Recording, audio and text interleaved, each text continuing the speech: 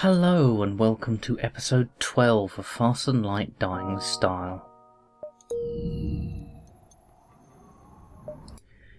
We'll be jumping straight into a sector where we have no fuel, and we'll be basically turning our distress beacon on and waiting for help to come. Now this could mean that the approaching fleet, obviously as we have a distress beacon on, finds us straight away and we get completely mullered, or help could come and grant us some fuel. Or pirates could come and attack us, which would also yield fuel, so hopefully that happens before. Ah yes.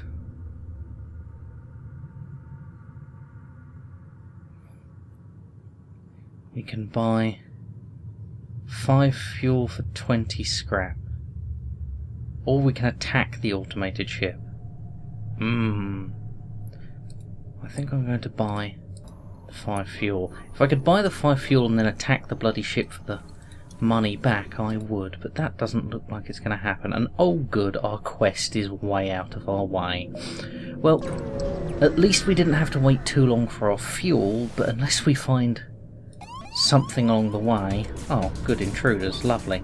Yes, well, unless we find something along the way, we're just not going to make it to the quest, let alone to the exit. And thankfully the intruders have invaded our ship and are attacking critical systems, so that's always lovely. I closed all the doors as I was trying to vent them out, but it now seems like I'm getting my own crew killed, so we're going to race them out of there and into the medbay as soon as we can.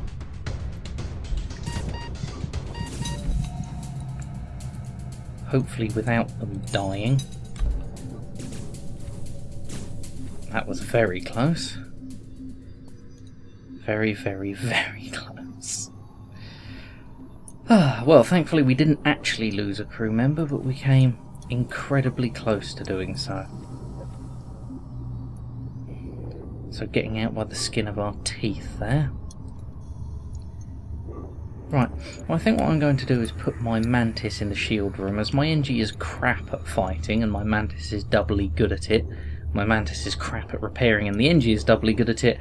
They make a passable team equal to 2 humans between them, which is obviously ideal.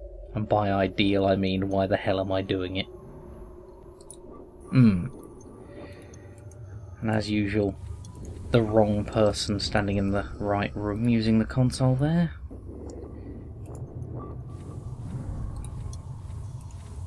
Right, and we're ready to set off into the wild purple yonder. Thankfully a store straight away, so we can replenish those flagging fuel supplies.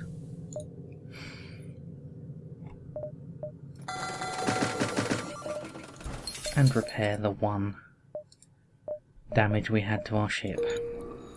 Now this basically means we're no further along with our 14 scrap than we were on the last sector, but I'm hoping working our way down to the quest will yield some results.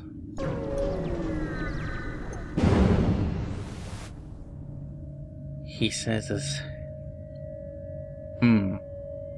Well, we could just leave this fight alone, being that we're in a sector where it has completely depowered our shields and will probably be only able to run 1 weapon.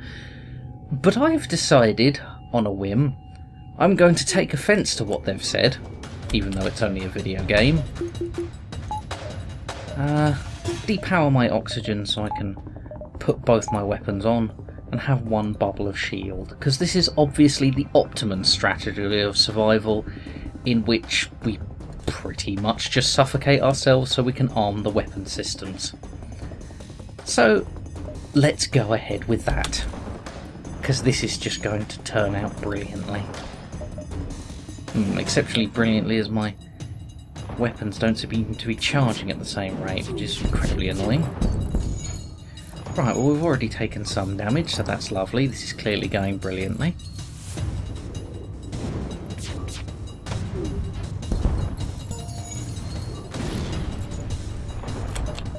It'd help if autofire was on as well.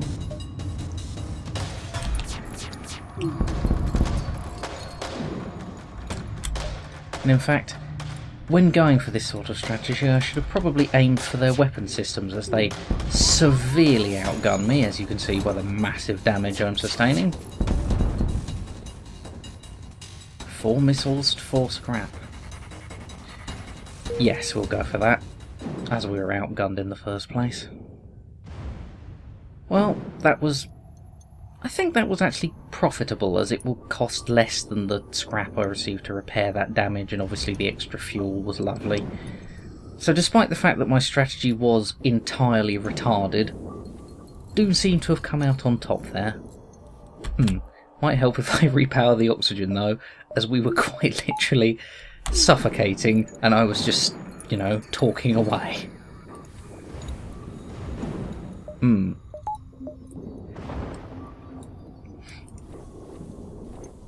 Anyone else wounded? Yes, our engineers. So while the oxygen is charging back up, we'll just get everyone healed up in the med bay. Because otherwise this will be a very, very short sector. Now we'll be heading for the quest, and as soon as we jump... it's a mantis ship that looks very dangerous. Well, let's continue our theme of doing something ridiculously stupid on a dime. We'll power up our shields, up our evade chance, and this time actually gun for their weapon systems. Now, by the fact they've got a teleporter and that door is open, I can tell we're about to be boarded here, so all hands on deck for that. Where have they jumped into? They appear to be in this room, which has nothing in it. Strange. Right, well, we're going to reinforce our door room with a couple of spare crew members and hope that there's not more than 2 of them. There might be, but 2 people can't really be in a room at once. More than 2 people can't be in a small room like this, I mean. Right, well, we're losing that fight, so we're going to open this door to try and bait them in and move into the med bay, which didn't work. We're just going to leisurely stay in there and destroy door control. Right, well, we should be able to move back in healed up and finish them off, but they're probably going to teleport out. There we go, which leaves door control to be repaired. I think I only take hull damage if a system gets destroyed, not just damaged. And our shields do seem to be holding up. Annoyingly, they have that missile, but doesn't seem to be firing.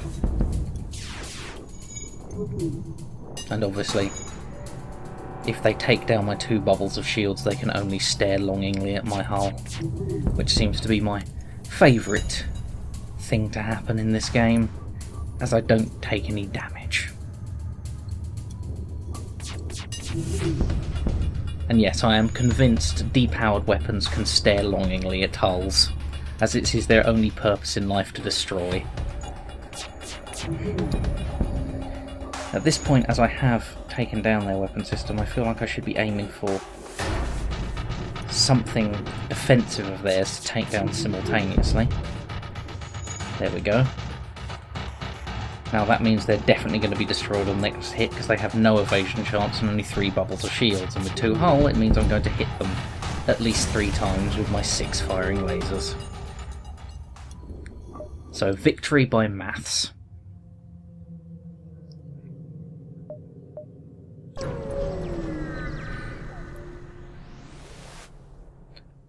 Obviously, if I paid a little more attention to maths, I would have figured out that I was running out of fuel a sector ago. But let's not get that in depth, as that might show some intelligence. I think I tried to say 2 words at once there. Right, well, this ship looks especially dangerous, so we're going to go for its weapons, because again, this combat drone can't do any damage unless my shields are down, and this combat drone can only take down 1 bubble of shield, so long as we nuke those weapons as quick as possible, no problem. I say no problem, I know that's going to fire at least once. Yeah, so now it's a problem. Oh, no, thanks to our incredibly fast recharging shields, it seems to have been a small problem which was immediately averted, so that's actually lovely. I hadn't put much stock in the shield recharge mod I got, and my NG being maxed at shields, but apparently it's incredibly useful because the bubbles just seem to recharge near instantly. Obviously this means I should have focused more on shields than engines, but the evade chance at 40%, again, very useful. I don't quite know, I wasn't really paying attention, but I don't quite know how we lost the drone attacking me there, as we're attacking their weapon systems and not their drone systems, but it must have got taken out in the crossfire, which I find ever so amusing. Obviously the yellow hull's a bit of a problem, but 86 scrap is more than enough to repair it up, which is why I'm saving it and not bumping it into my shields. Obviously the scrap we garner from this ship might make me go, I'll just chance it, but we'll see when we get there. Right, 41 scrap, yes, I do think, depending on how much it costs. Ooh, that's rather a lot, and skirting incredibly close to not having the money to repair, but as my shield recharges so fast, it'd probably be more efficient to protect my ship from further damage than to just assume I can repair up when I find a store, which I might not even find. So for now we'll be heading to that quest marker and hoping there's some goodies there. Now this is good, because these situations are difficult, but if you have a blue, you're always in for some free fuel, missiles and scrap, so that's lovely. Exactly what we needed. And another distress call. I'm not going to go for that yet, because I think I can jump from my quest to the distress call. If not, I'll be taking a round trip back that way anyway, so we'll leave that for now and check out what the quest has for us.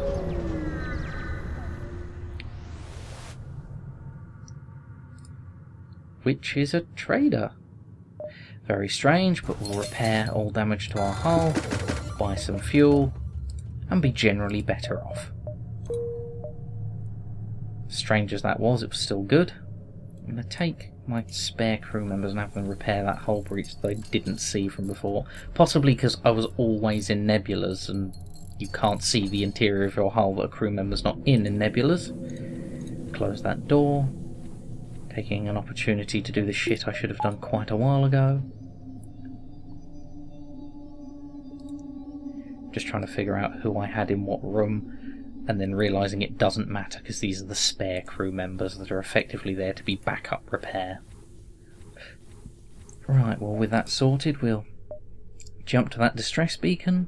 I'm now worried I'm not going to be able to make it from the distress beacon to any of these, and we'll encounter that problem where I have to go through the oncoming fleet to get to where I want to go.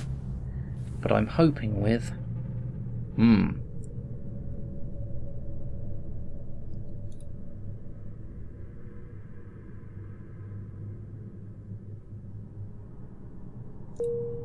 Well, we just gained a crew member, which is lovely because that fills the last spot. And I forgot what I was talking about, as well as gaining some scrap, so that's wonderful. Oh good, and we haven't encountered the problem where I stray into the oncoming fleet. But we have jumped straight into a Nebula. Right, well, using the blue option is usually a better plan, and we could outrun the oncoming ship, but being that I've been incredibly stupid and overconfident on this run, and it seems to have paid off, I think I'm going to continue that trend and just assume that I'm somehow invincible. Right, well straight away it's depowered our oxygen just because it's assumed we won't need that. I've only got one bubble of shield, and that can be repeatedly taken out by this combat drone, so the only reasonable strategy would be to take some power out of my weapons and try and power up a second bubble of shields. But I'm not going to do that. I'm just going to assume that I'm immortal and go for his weapons, and in fact no, not his weapons, just his drone system, because I think that's the most important thing to take out.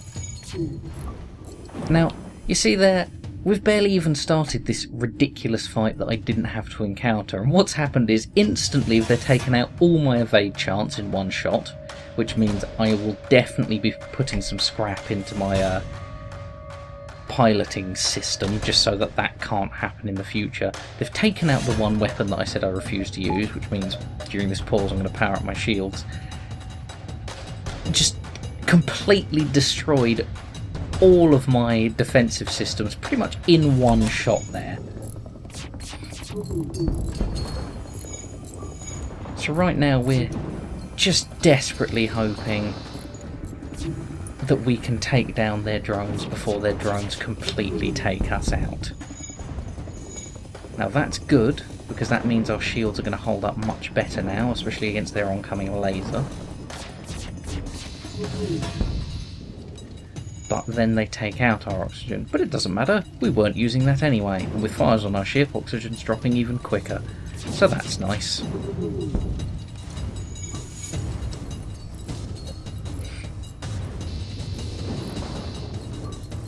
So what I'm going to do is I'm going to drop my evade chance even more and just give us some oxygen before we suffocate. Because I don't plan dying that way this run. I don't mind dying out of sheer stupidity because I've attacked something I can't kill, but dying of suffocation twice in a row just seems like a bit too far.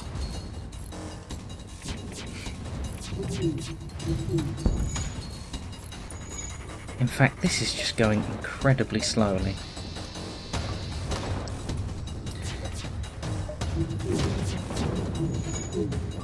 Alright, I have quickly deduced that the most effective way to counter this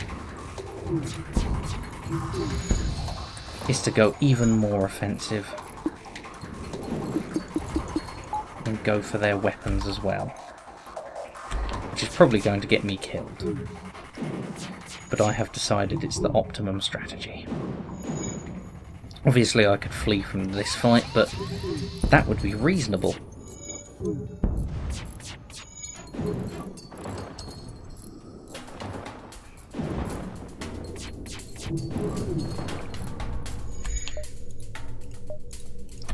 I'm just powering up my weapons and not shooting at anything here because I have realised having them firing not in unison is possibly the stupidest thing I could be doing, so yeah. Despite the fact that that was a volley of 6 shots and they only have 3 shields, I didn't hit enough to even pierce their shield, so that was lovely. But with these next few volleys, having depowered their beam weapon, I should finally take them out without taking any more damage. At this point I've taken so much damage, not taking out this ship would just be too much of a loss. So for pride's sake, it needs to explode.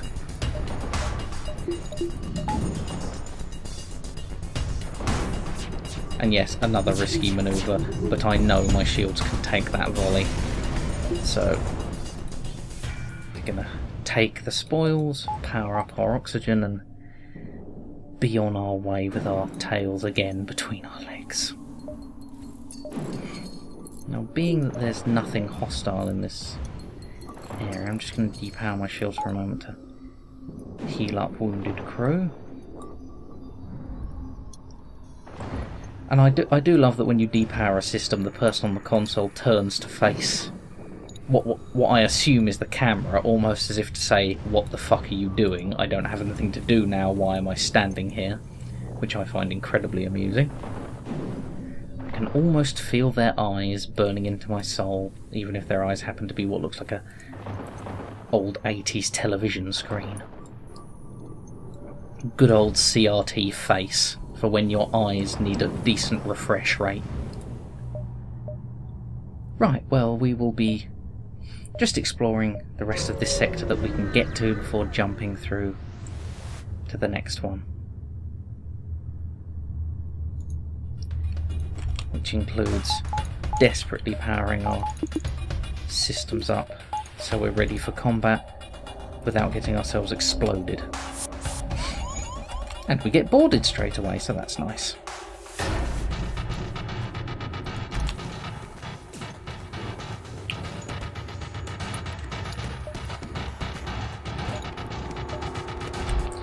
And in fact, I did say I was supposed to be putting some money into my piloting system, but apparently I forgot to do that. I realise that as my pilot gets engaged in melee combat, and I'm thinking, can he survive there? Probably. But they have now depowered my helm, so I'm going to move Jones back into position to fly, as I think I heard them teleport out. Yes, I did. Now, Jones isn't the best pilot, but he's better than no pilot. And I'll be buggered if I'm letting these guys faster than light away. And by buggered I mean desperately trying to make them not. Again, it's one of those situations where, no, screw you guys. Rebel scum. I don't want them to get away, less because I'm worried about the approaching fleet and more because I bloody well want the scrap. And there we go. Some lovely, lovely scrap. Now we'll be upgrading that subsystem just so it's harder to take down. Could go for some more power bars, but yeah, we'll go for one more, which means we can power everything up. And that leaves us with about enough scrap to repair our ship, should it come to it. I'm going to take another risky manoeuvre, because that seems to be the theme of this run.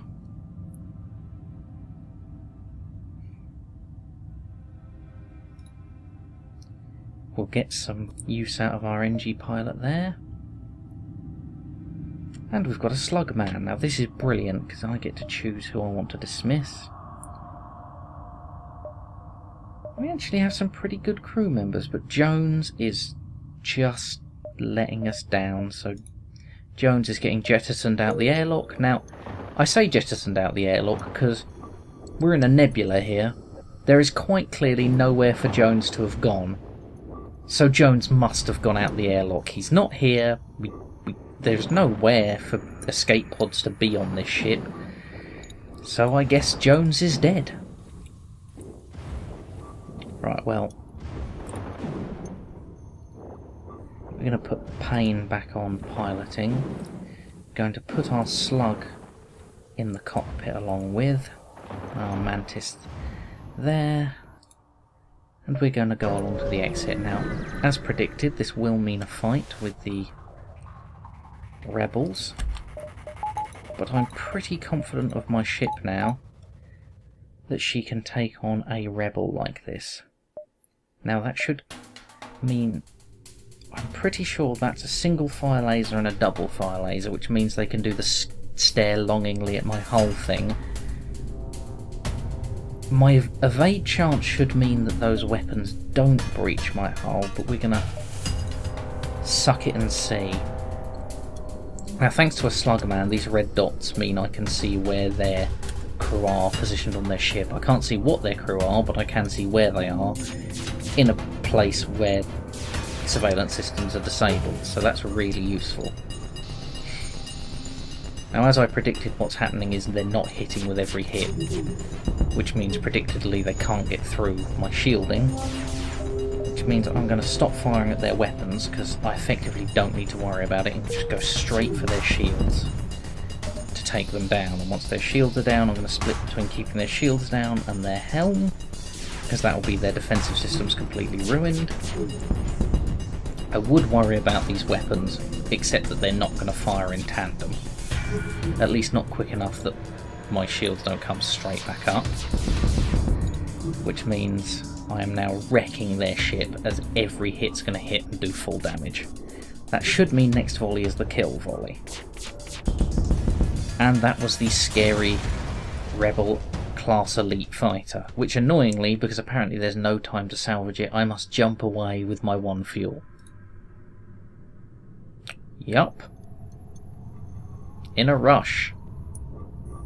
Gotta get away before that approaching fighter comes. It's not coming, but, you know, scripted danger. So, on to the next sector, and I will see you on the next episode of Faster Than Light Dying with Style.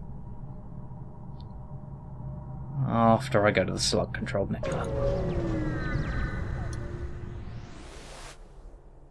Alright then, toodle pip.